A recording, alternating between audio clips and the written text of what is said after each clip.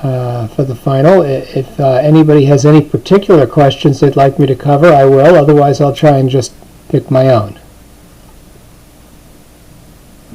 Sure, 17, you got it. 14, we'll do that first since it's first. And 14. Let's see, what do we got here? Oh, and I sent out an evaluation for folks, just in case you wanted to do a course evaluation. Okay, question 14 is just like the homework question that you had in homework 10. So this is about the Johnson counter. This is called a twisted ring counter.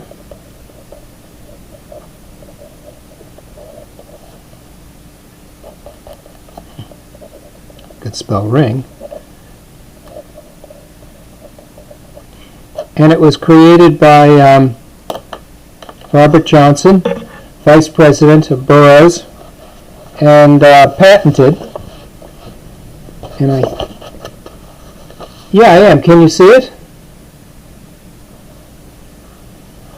Well, let me see. If I move the, how about now? Is it still frozen? I guess it has to be on the main monitor. I moved it off to the side. So there it is.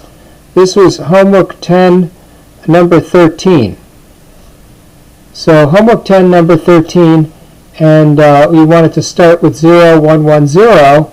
And so what I did was I wrote down the present state, and then I wrote down the next state. Maybe I should work it out again for you guys, just so you can see how this whole thing is evolving. It might be useful. So I'll do that. I'm going to try and see what I can do to keep this from freezing while I display the picture, so I can copy the picture in. So it says here J, K, Q. Well, you know what you do? Do it like this. J sub A, K sub A, and then go A prime. J sub B, K sub B, B prime.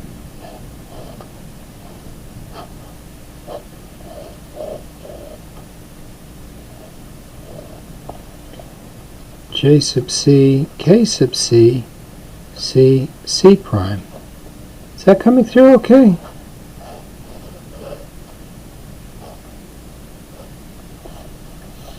And then J sub D, K sub D, D prime.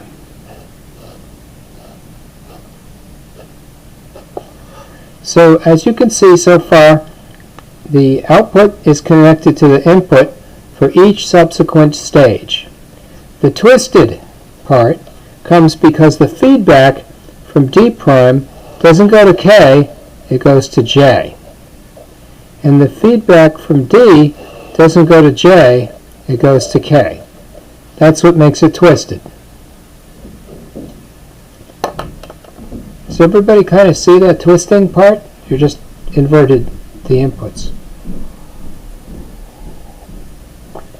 Next step in doing the reverse engineering for any finite state machine is to identify the inputs. I guess we'll go in order. So JA is equal to, and you can see because it's coming in from over in here, D prime. KA equals D. And then you can write JB equals A, KB equals A prime. JC equals B, KC equals B prime. Is it making sense to people? So you can see JC equals B because there's a wire. So because of the wire, you write down the equation which reflects the state of the wire. So what you're doing is you're encoding the schematic into a sequence of equations showing inputs and outputs and how they've been set by virtue of the fact that you've wired them together. So J sub D, K sub D equals C and C prime. So far so good, right? So part of the reverse engineering is we start with the present state, and to do that, what we do is we write down the present state in terms of A, B, C, and D. You see. Well, let me adjust this so I can see what I'm writing here. So then you write it all out, all the possible combinations, by counting in binary.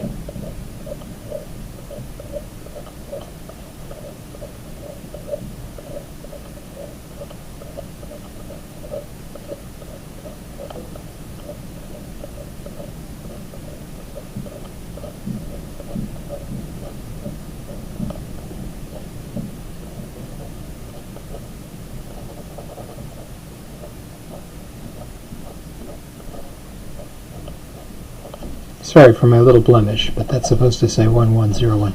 Now it looks like I'm a little bit off the screen here.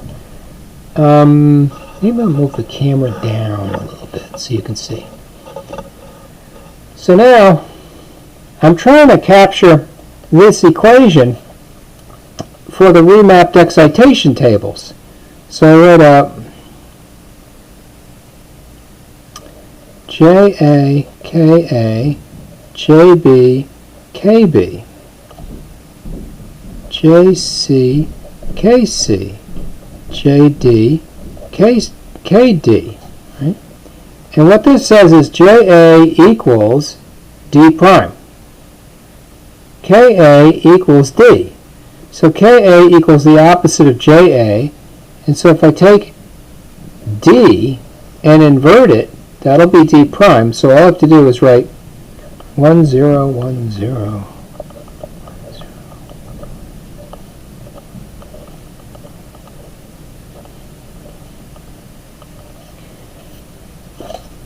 It's time for a line. And then KA is the opposite, right? So I invert that.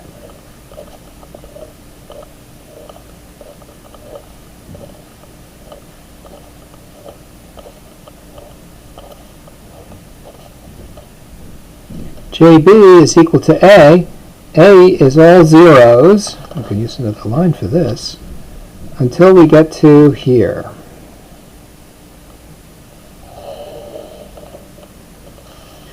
So if JB equals A and A is 0, then JB equals 0.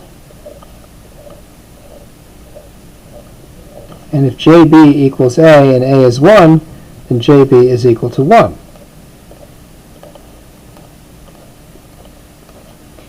And KB is the opposite of JB, so I invert.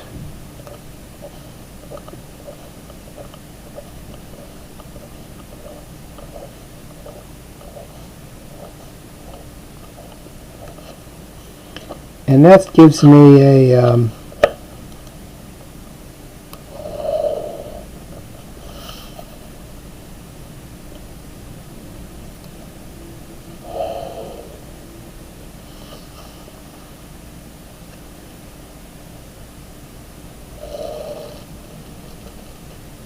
sorry, my lines are not straight.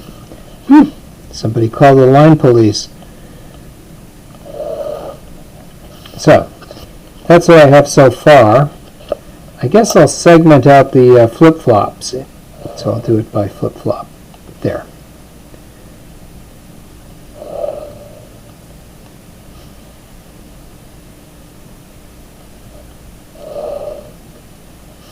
How's that?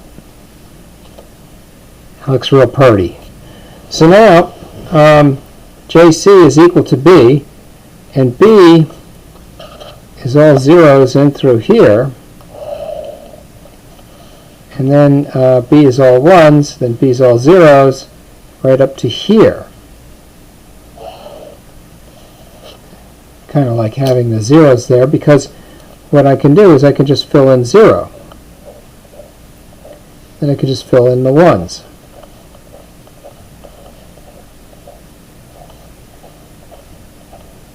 And now I take that column and invert it, because k sub c is equal to b prime.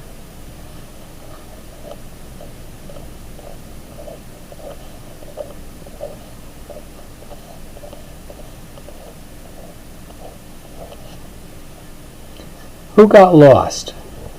Anybody? So my next step is to write JD equals C. Here's C. It goes 0, 0, 1, 1, 0, 0, 1, 1. So what I'll do is I'll throw in some more groupings.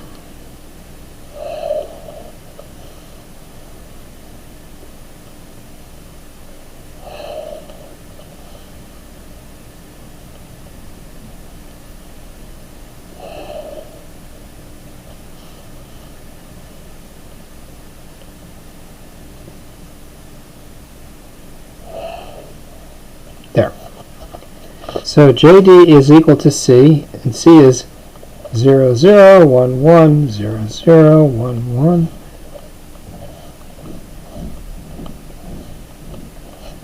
And K prime is equal to C prime. Sorry, K sub D is equal to C prime.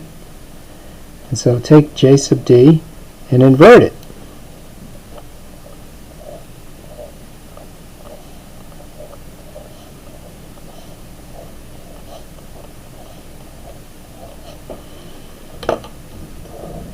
How am I doing so far?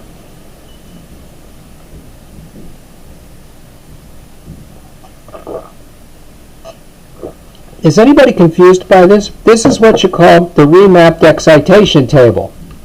What do we know about JK flip-flops? Well, if J and K are a truth table,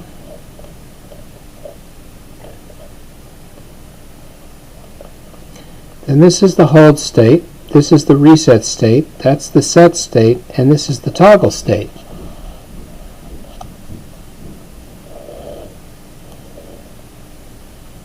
Right? Hold, reset, set, toggle. If you're in the hold state, you don't change. But you don't see anywhere in here where there's a hold state. Now there are no 0, 0 on input. And if it's both 1s, it's toggle. But you don't see anywhere in here where it's both 1s. That never happens. So right away you know hold and toggle are not there. But what is there is reset or set. If you reset, the next time slice means that your JK is going to be 0. If you set, next time slice JK is going to be 1. It'll be set. And that's it. That's all you need to know about JK. So reset, set. Sorry. Set, reset, reset, reset, which is 1, 0, 0, 1. And we call this A plus, B plus, C plus, D plus. And we put in the plus sign to differentiate it from the non-plus sign, because that's the present state. This is what they call the next state. How am I doing now?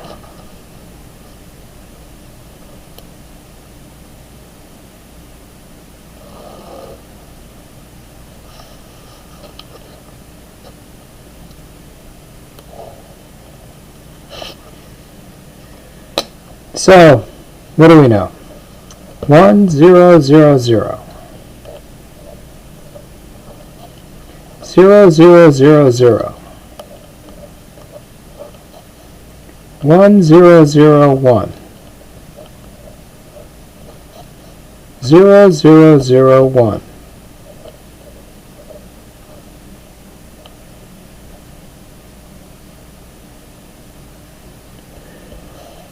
Can you guys finish this up?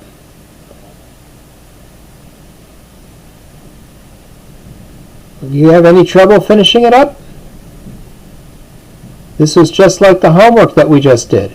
Once you have your present state and your next state, you'll be able to input the given initial state, which I think was 0, 1, 1, 0, and run it through the present state, next state diagram and give us a sequence. When you're done, what you'll have will look like this. You'll have your present state and your next state, and it'll show you the numbers if you write the numbers off to the left and the right, and then you'll be able to see the sequence that you go through if you start with 0, 1, 1, 0. And that's how you do that. Any questions about final problem 14? It was just like homework number 10, one of the problems from homework 10. So I think you guys should know this by now. So reverse engineering. Start with the circuit diagram, write down your equations, write down all possible present states, write down the remapped excitation table, write down the next states. Draw the diagram. What do you think of that? All right, so let's look at 17 now. So it's a whole other matter.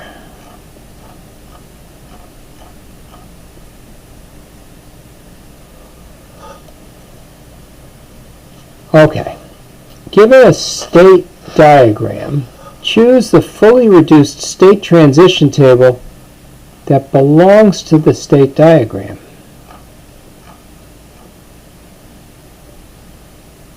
Okay. This looks familiar.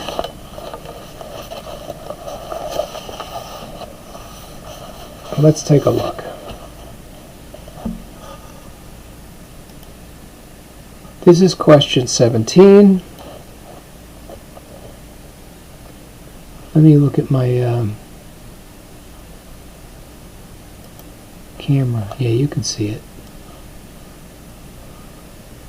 I'm trying to see if I can see the camera and see the page. You see the test question at the same time. So it's 0, 1, 2, 3.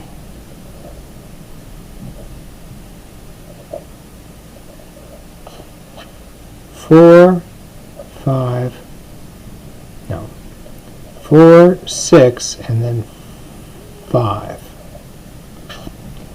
And the outputs are in the state. Is it a Mealy machine or a Moore machine?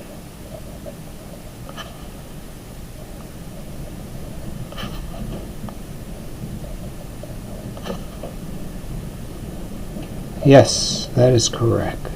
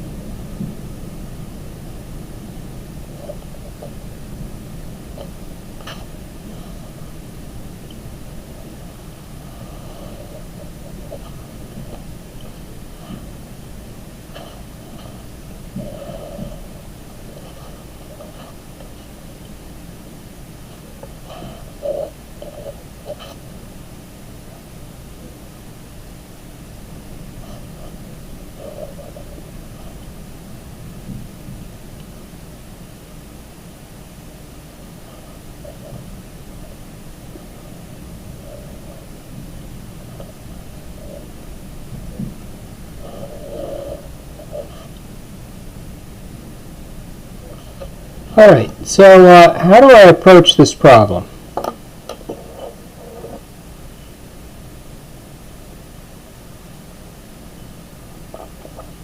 Oh, the screen's frozen again?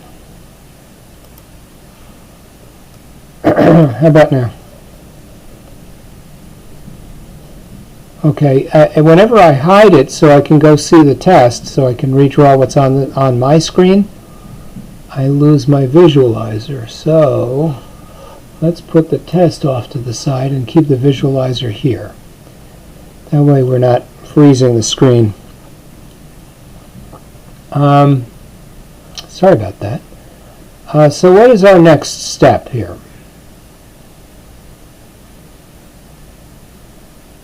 I think I'm missing an arc.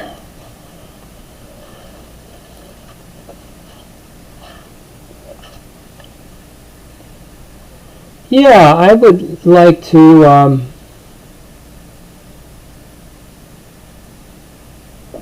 try and summarize the diagram. So let's do that. So the present state is now using numbers.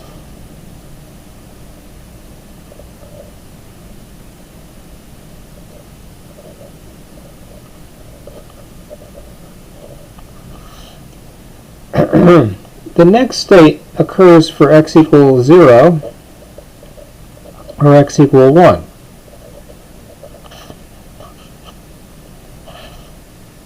And the output is a function only of the present state, because we're dealing with a Moore machine.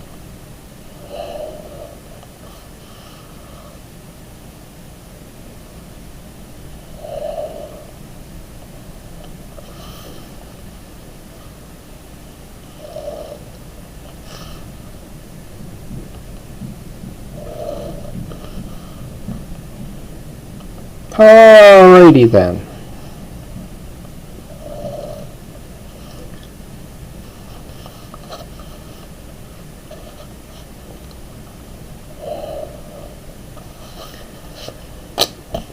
So, for the sake of the output, we don't care about the input. What we care about is what state we're in. And the only time we have zeros on output is when we're in state 0 or state 6.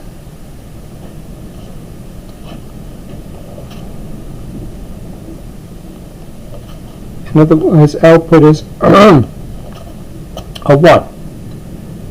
And we know this is true because the output is only a function of the present state, which is here. Now comes the interesting part. For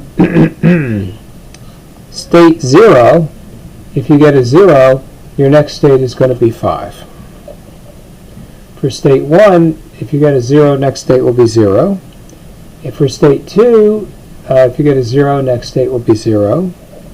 For state 3, if you get a 0, next state will be 3. Because there's a little loop-back doodad here. For state 4, if you get a 0, your next state is going to be 0.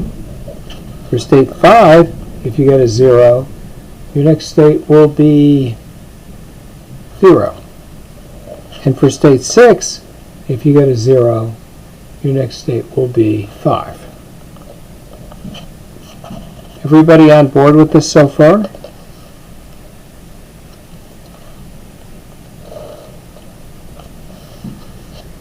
All right, somebody help. Yes, sir.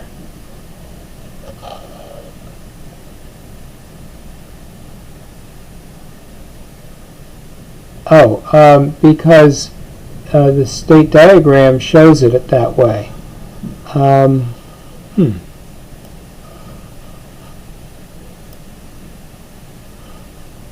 Okay. Yeah, this is problem 17 now. So if you look at 6, you'll see there's a 0 inside the bracket. And that means that the output must be 0 when you're in state 6. So then, if we're going to have x equal 1, and we get a 0, sorry, yeah, we're in state 0 and we get x equal 1, well, it looks like the next state is going to be 2. If you're in state 1 and you got x equals 1, next state should be a 1. If you're in state 2 and you get x equal 1, then your next state should be 5. If you get a 1 when you're in state 3, your next state should be 1. If you're in state 4, and you get a 1, your next state should be 5. If you're in state 5 and you get a 1, your next state should be 5. If you're in state 6 and you get a 1, your next state should be 4.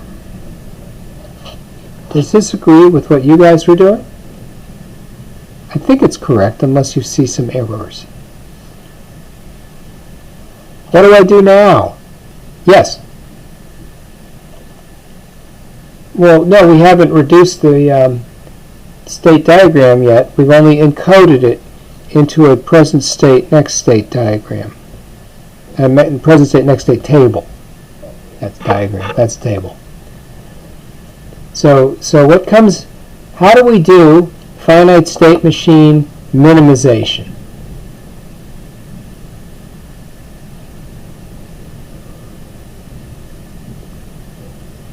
Well, can I do row matching?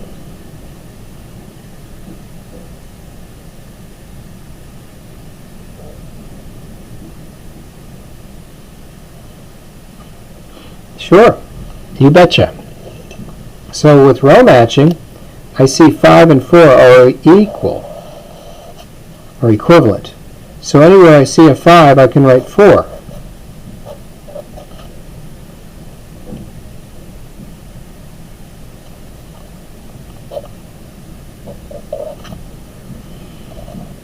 And any other row matching? How about 2 and 4? So now I take out 4. Everywhere I see 4, I write 2.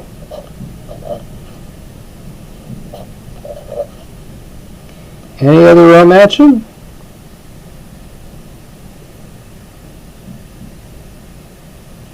How about 0 and 6?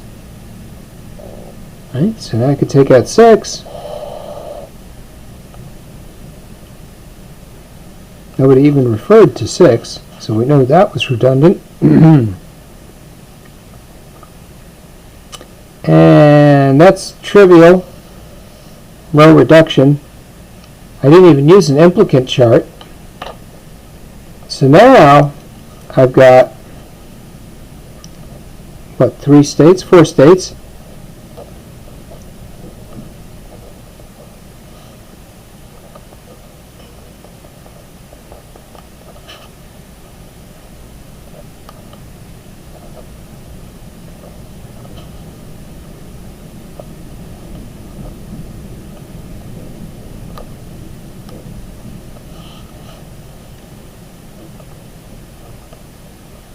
And the output is going to be 0, 1, 1, 1.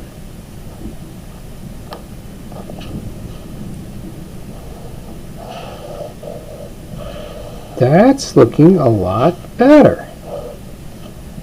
And all I did was a simple row matching. Yeah.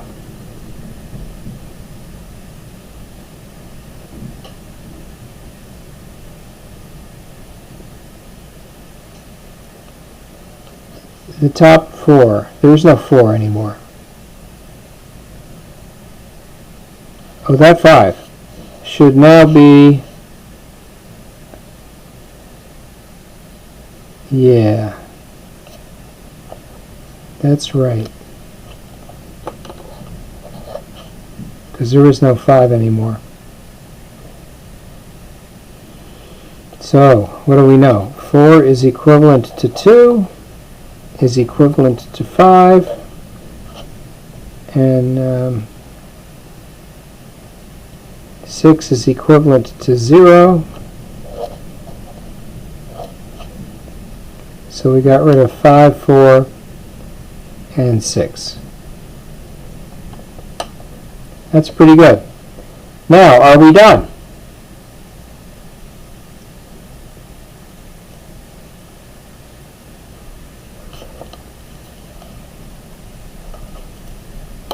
Well, now let's see.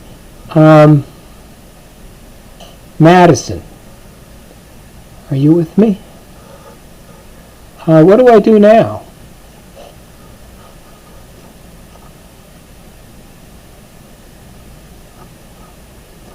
I think we better, because I do not see, well, if you look at the possible answers, all the state tables have 0 through 6.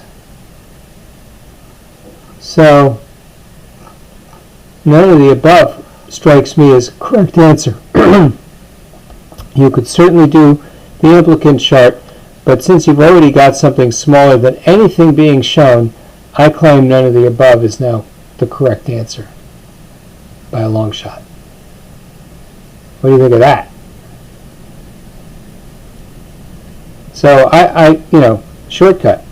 Look at your possible answer. Look at the answers that you could select. And if they're all larger than this, and you know that your answer is at least this size or smaller, then none of the above has to be a correct answer. So I don't actually have to get the absolute minimal form if I've got a minimized form that's already smaller than the original form. Now, if you wanted, we could do an implicant chart as well. But that's not a requirement if you're dealing with a multiple choice test. What do you think of that one?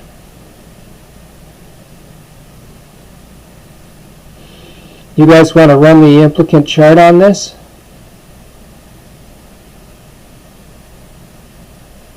Would you rather look at 18? I'll tell you what. Why don't you guys sit down and do the implicant chart on this and prove to yourselves what the minimal form should be. Take a few minutes and do it on your own. Let's take the next 4 minutes, maybe 5 minutes. Take 5 minutes and run the implicant chart on the now reduced row minimized form for this expression, this finite state machine. I'll give you a few minutes.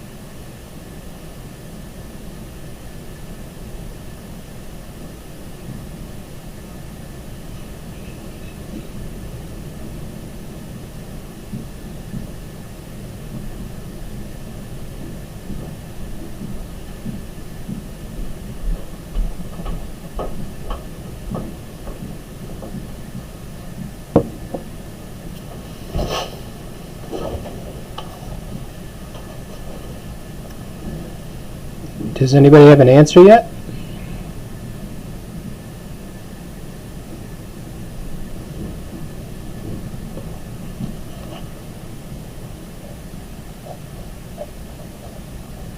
All right, let's see if that's true. We'll start this way.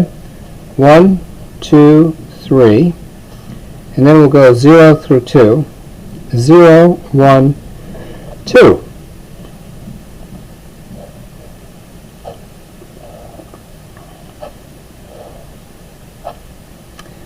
We can see row 0 is different from rows 1, 2, and 3 because the outputs are different. We don't know anything at all about the others, so let's compare row 1 and 2. Row 1 and 2 are the same if row 0 and 0 are the same, and they are, and also if row 1 and 2 are the same, so that looks pretty good. And so, because it's self-referential. 1 and 3 would require that 0 match 3. Well, let's see, 0 does not match 3, because we got an x in there already. And then 2 and 3 work if 0 matches 3, but that doesn't work. So now I have 2 is equivalent to 1, and so I feel you are correct. You can cross out 2, and everywhere you see 2, you can write 1. And that gives us a much smaller minimized machine. We're now down to 3 states, and we had started with 7. So how about that for state minimization? We started with the row reductions, then we went to the implicant chart, and now we're at a truly minimal form. That's pretty good. Now we could have gone straight to implicant charts, but look how much smaller that implicant chart is because we did row reduction first. It gave us a whole lot less work to do, and so that sped things up greatly. What do you think of that one?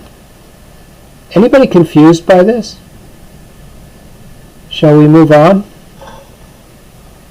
Let's move on. So we're going to go to, oh boy, here's a good one.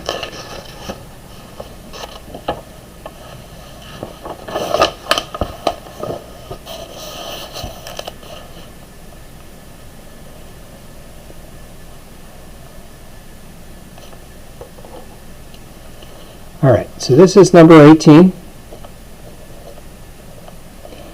And we got a present state. We got a next state. And now we have 2 bits worth of input. And there's only a single output, and it's a function only of the state that we're in. xy can be equal to 0, 0, 0, 1, 1, 0, or 1, 1. Oh, but look what happened. It's labeled 1, 1, 1, 0. It's labeled as though it were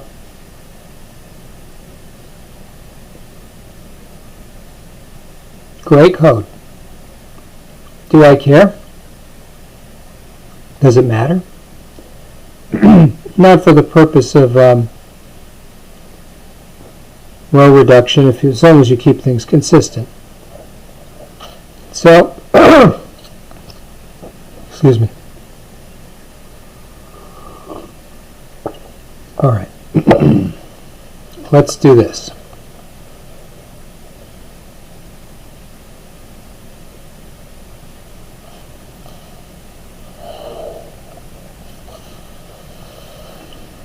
So our present state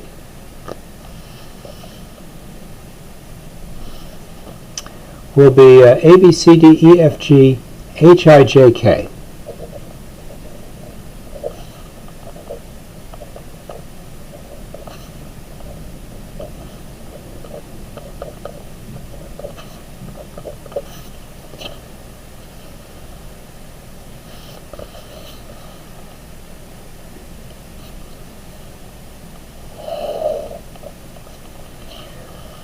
Our next state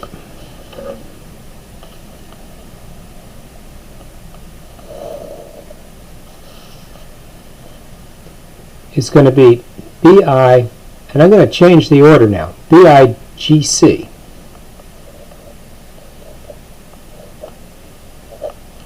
So see what I did is I tried to keep it so that you could number sequentially, because that's how I'm used to doing it, even though the test shows something else. So it's BCFG becomes BCGF.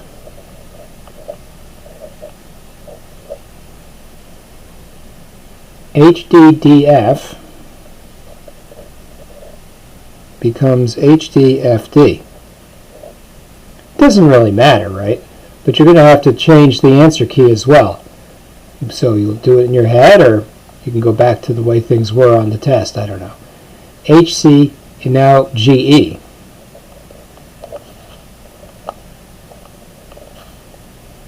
And then BCGI. And then FIKI. And then JKHG. And then EFGC. And then IIDI.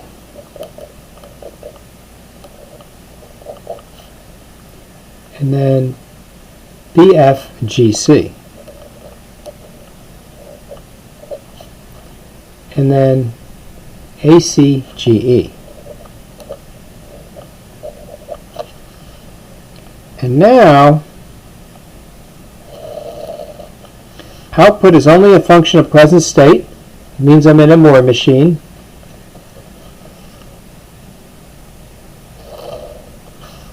So it's 2 zeros, 2 ones, 1 on the bottom, and then a whole pile of zeros in between. I think that's right, isn't it? Pretty much. Pretty much. And now I can go and check for row reduction. BI doesn't look like anything. BC doesn't. Oh, there's BC. GF. Here's BC. GI. That's not the same. HD I don't see. HC I don't see. BC not there. FI don't see. JK don't see. EF don't see. II don't see. BF nothing. I got no row reductions here. No row reductions. So now I got to do a kind of an aggressive, complicated, I guess, looking implicant chart.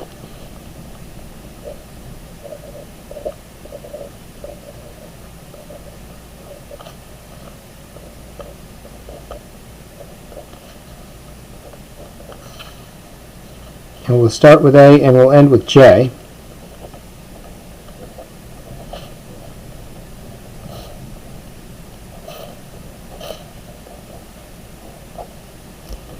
And now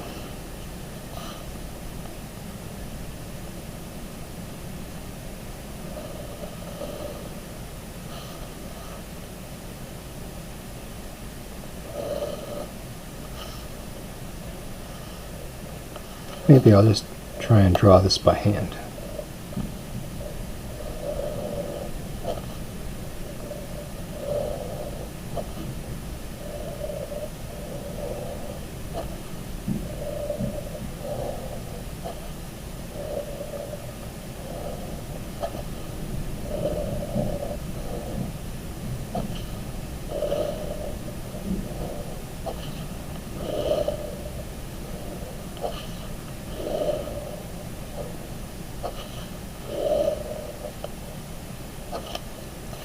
Alright, how am I doing here? So far so good? So let's see where the X's are. I will use the colored marker for that. Okay? A is going to be different from C, D, and K.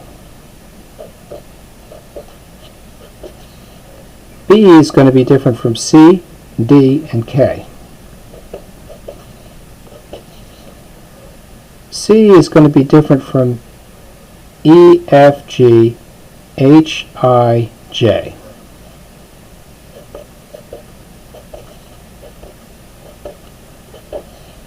D is going to be different from E, F, G, H, I, J.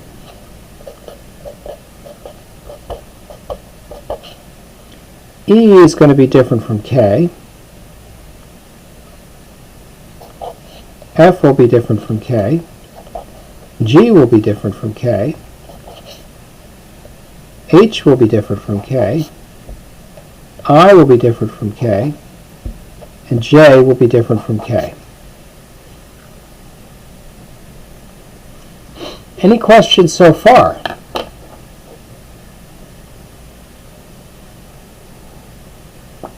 Alright, so let's compare A and B. A and B will be the same if C equals I. Looking at C and I, I see they're not the same. Let's change colors. A A will be equal to E if B equals B and C equals I. But we know C does not equal I, therefore not equal. A is going to equal F if B equals F. Does B equal F? We don't know. B is going to equal F if B equals F and if C equals I. Well, we know that C does not equal I, therefore B does not equal F. As a result, A does not equal F, because for A to equal F, B would have to equal F, and that's no good. Does A equal G? A equals G if B equals J. We don't know about B equals J, so let's look it up. B equals J if B equals B and if C equals F. Well, we know C doesn't equal F, so B does not equal J, which means A does not equal G. Does A equal H? Let's have a look. A equals H if B equals E. We don't know about B equals E, so let's look that up. B equals E if B equals B, if C equals C, if G equals G, and if F equals I. Does F equal I? I don't know. Let's look it up. F equals I if F equals I equals I, D equals K. Does D equal K? I don't know. Let's look it up. Does D equal K? D equals K if A equals H, C equals C, G equals G, and E equals E. So I have D equals K if A equals H,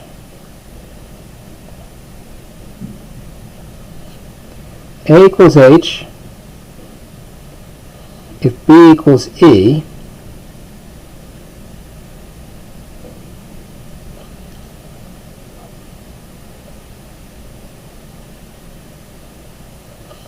I should write a little bigger if I can, but I guess that ship has sailed at this point. If I equals F,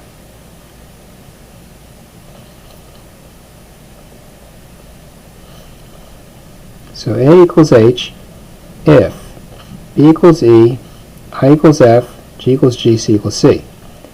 I equals F, this is going in circles, isn't it? I equals F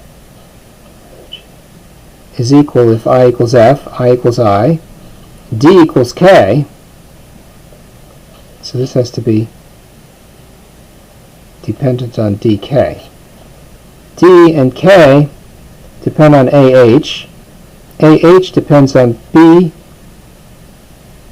E, right? BE and IF. IF depends on dk. BE, did we do BE? We didn't. Let's look at BE. So BE is equal if B equals C, B equals B, C equals C, G equals G, if F equals I. Here's IF again. So now I got a kind of a circular relationship here. BE is equal if I equals F. I equals F is equal if D equals K. D equals K is equal if A equals H. A equals H is equal if I got BE, which is here, and IF. So now I've got this interesting and wonderful circular relation that says E is equivalent to B, that's the BE, A is equivalent to H, F is equivalent to I, and now we've got a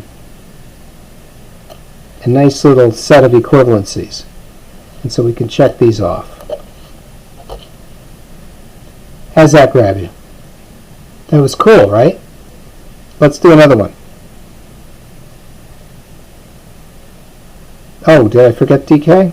Yeah, d equals k.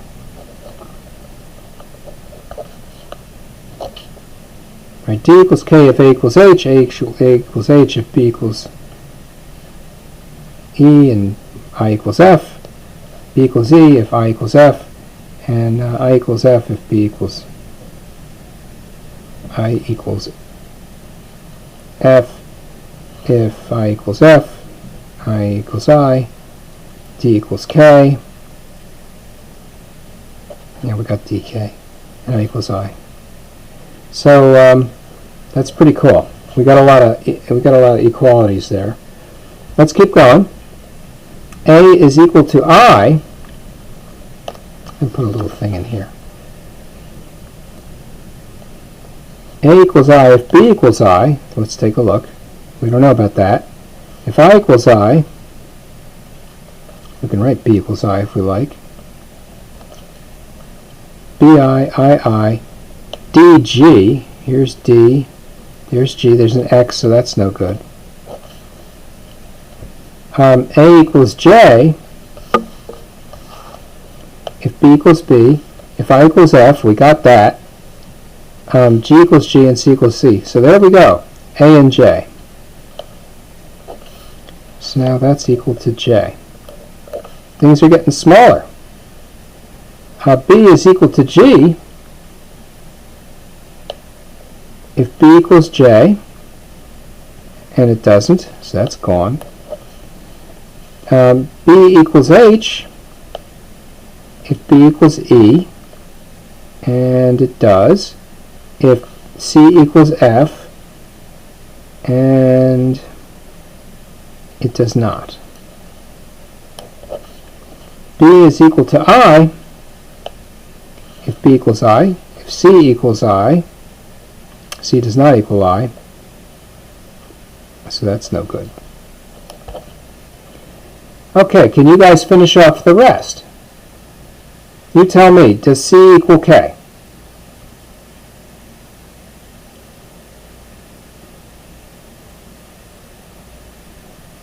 The answer is yes, C equals K if A equals H, which it does. If C equals D, does C equal D? We don't know. So that's CD. So does C equal K? If A equals H, yes. C equals D, yeah, maybe. If F equals G, I don't know. And if D equals E. Does D equal E? No. So in that case, C does not equal K. How about C and D? C equals D if H equals H, if C equals D, if F equals G, we don't know about F and G, and then if D equals E. D does not equal E, therefore no good. I think it's good if you guys take a minute or two. Why don't you try and work through the rest of this example? I mean, there's not a whole lot left. I think it's better if you do it. After all, it's your final.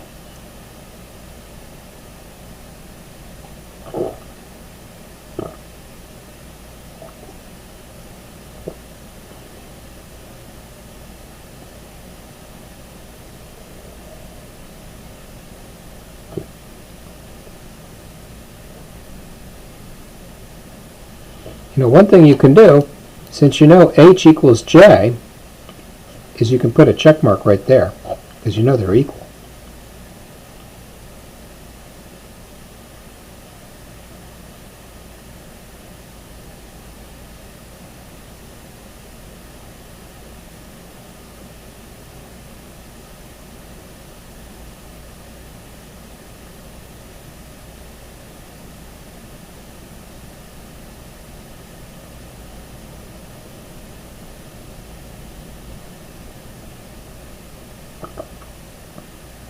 You can do the little ones too, like I equals J. Does I equal J? Well, here's I, there's J. You can look at B and I. Right away you know I does not equal J.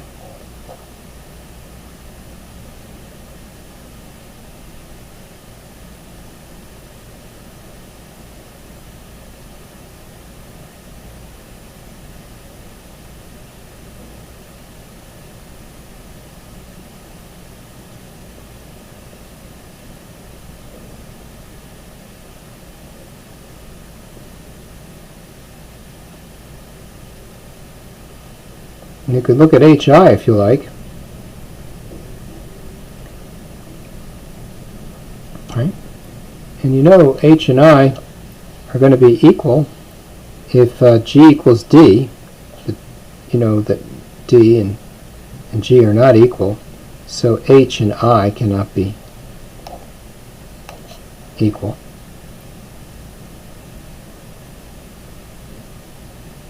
Can you guys finish this?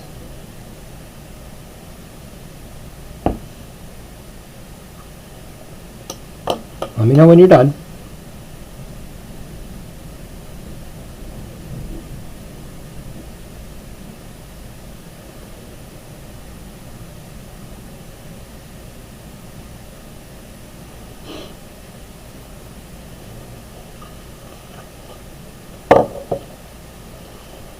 I'm going to grab another coffee. Be right back.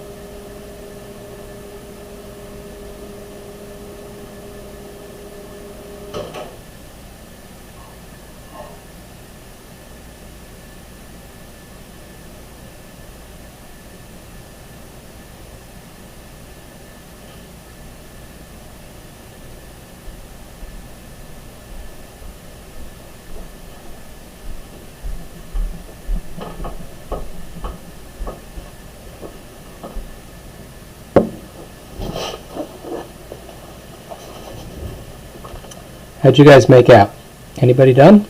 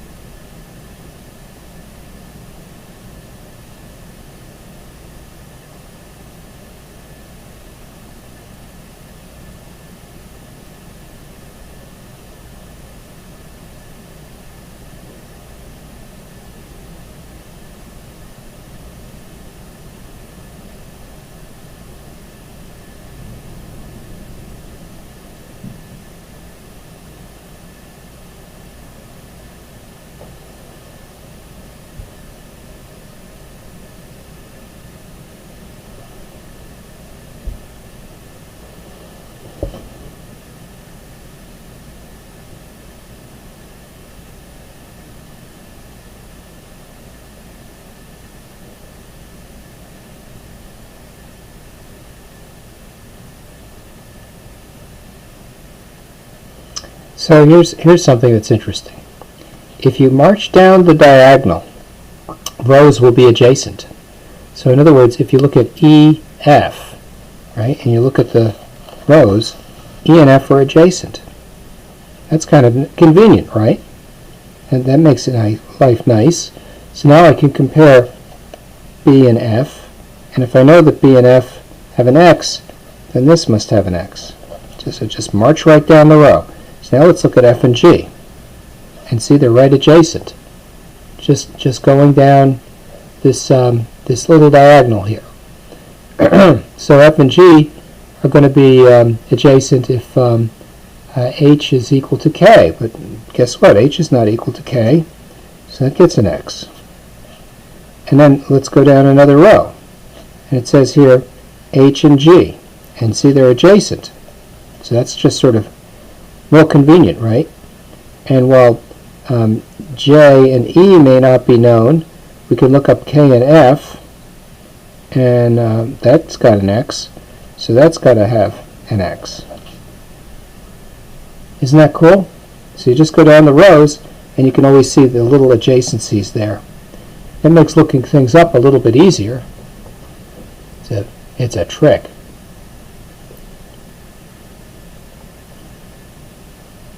And similarly, if you go down the next row, everything is always going to be 2 rows apart.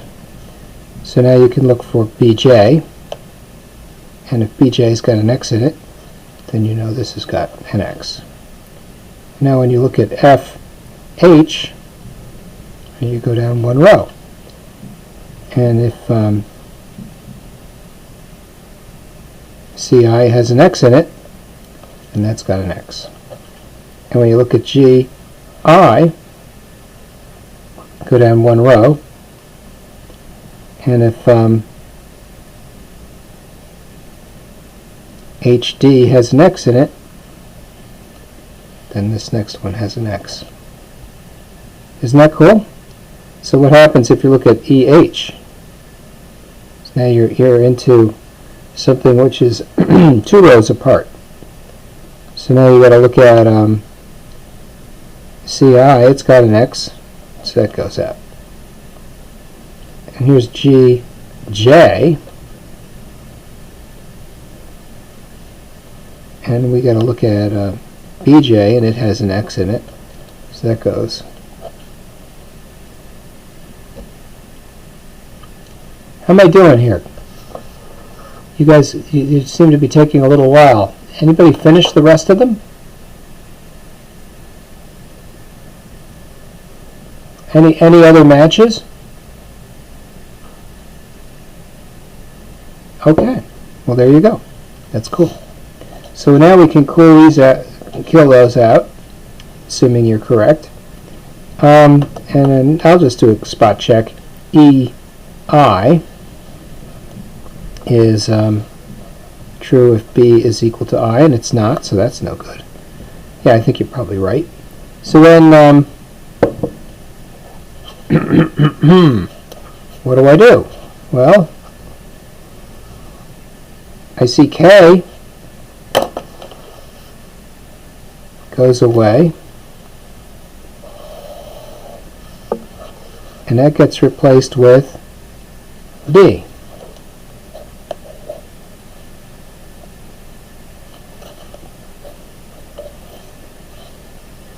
I see J goes away,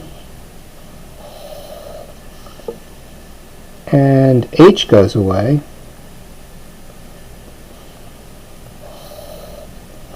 and now J and H get replaced with A.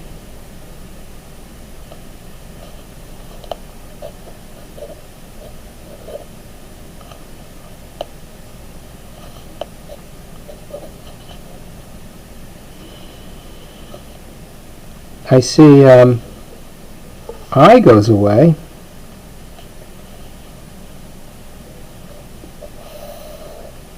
that gets replaced with F.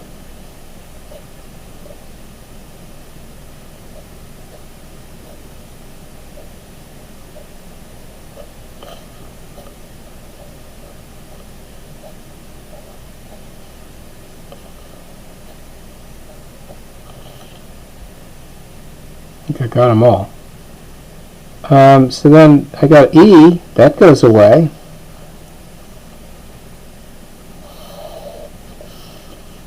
And that gets replaced with B. I don't see E here. Oh yeah, I do actually. So now I got E goes away, H and J goes away, I goes away, K goes away. I got them all. Got them all. And so now I'm looking for an answer that has A, B, C, D, F, G. Let's see if I can find that there. A, B, C, D, F, G is there. A, B, C, D, F, G is in two of them. So then I see one that says B, B, A, A, F, A.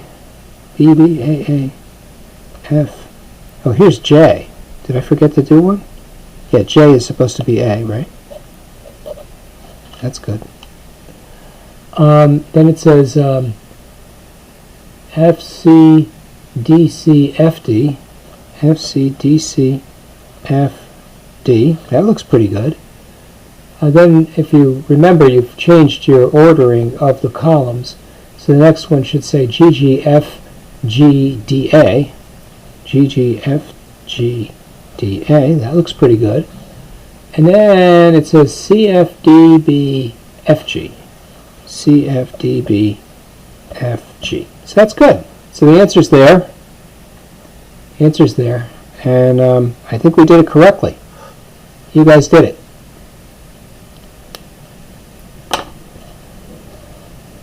That was a good problem, right? Because why? First of all, you had 2 bits worth of input, and we hadn't seen that before. So it's important, I think, that we kind of help you through it. This was not an easy amount of work. But it was good, right? Because we got a chance to go through it together. And now you can see what's involved with doing more bits. So it's a lot more work. Hold on a second. I'll put that off hook. So any questions about what I've done here so far?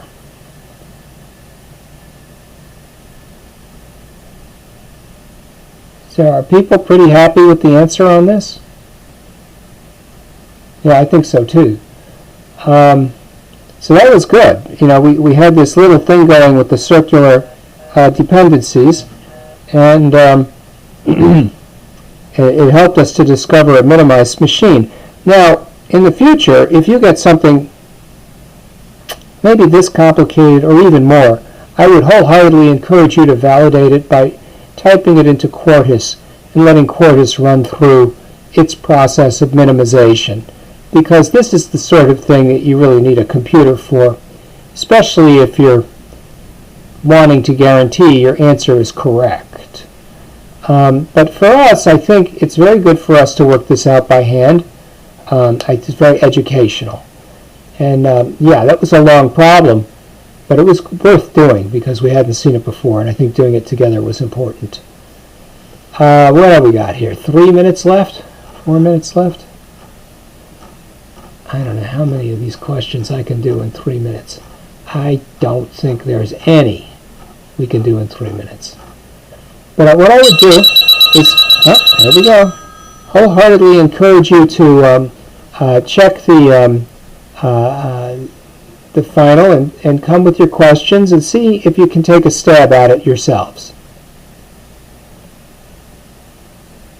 Because at this point, yeah, I don't think we have time to do any more questions unless you've got a short one. Anybody got a short question they got? Let's see what we can do in a couple of minutes. 37. Gotta hang up here. A reset set flip-flop is in a set state and must go to the reset state on the next clock pulse. To do that, S must be a 1 and R must be a 0. So let's think about this. You want it to go to reset. How do you reset an SR flip-flop? Well, I say you assert R equal 1 and S equals 0, and the next state will be a reset state. But what it says is S must be a 1 and R must be a 0, so that's exactly opposite of what you need. So the statement is false. right? Because why? Because 00011011 set reset, right? So this is a hold state, this is a reset state, that's a set state, and that is a forbidden state. You don't have a toggle available for a set reset flip-flop. If you did, then it would be a JK flip-flop. So that's the characterization for set and reset. Does that make sense to everybody? So it's looking like it's a little cold out, but it's a very bright day, bright and sunny. Enjoy the rest of the day and the weekend. Please do take a look at this final. It's not particularly long. I think it's only about 45 questions, I think. And bring your questions with you, 41 questions. Bring your questions with you on Monday, and we'll go through it together and make sure there's no remaining questions for you. And once again, if people needed to do something in person, I could come to the campus, but it sounded like nobody was that enthused about it. So we'll do another online session Monday. Thank you very much, and have a nice weekend. Thank you.